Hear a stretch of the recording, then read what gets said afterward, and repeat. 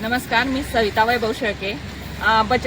वडगाव आंबे कृषी सखी म्हणून कार्यरत आहे आणि आम्ही आज वटसावित्री पौर्णिमेनिमित्त वडाच्या झाडाचं वृक्षारोपण केलेलं आहे. वडाच्या झाडाचं महत्त्व म्हणजे असं आहे, पुरातन महत्त्व म्हणजे जेव्हा सत्यवानाचे प्राण गेले तेव्हा सत्यवानाचे प्राण सावित्रीने वडाच्या झाडासाठी वापस आणले.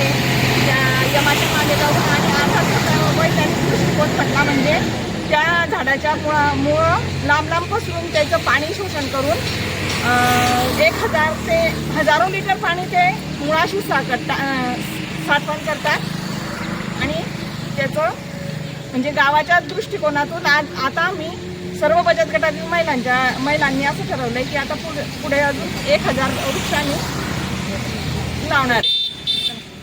नमस्कार, वडगाव आंबे व सपना उदय भुसारे CRP बोलत आहे. बचत गटामार्फत वडाचं झाड लावण्यात आलं आहे. आज वटसावित्री पौर्णिमा आहे. वटसावित्री पौर्णिमेनिमित्त आम्ही महिला वडाचं पारंबी तोडून आणतात.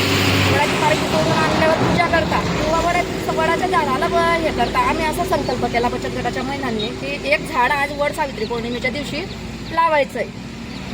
म्हणून आम्ही एक झाड लावलंय आणि ते झाडाचं असं महत्त्व आहे की सत्यवानानं झाडाखाली सावित्रीनं वडाच्या झाडाखाली सत्यवानाचे प्राण वापस आणले होते. सत्यवानाचे प्राण वापस आणले होते. ते अत्याधुनिक कारण आहे आणि जे वैज्ञानिक कारण आहे ते असं आहे की आता सध्या आपली परिस्थिती दुष्काळाची आहे. तर दुष्काळाच्या परिस्थितीमध्ये हे जे वडाचं झाड आहे 1000 लिटर पाणी आपल्या मुळांखाली शोषून ठेवतं.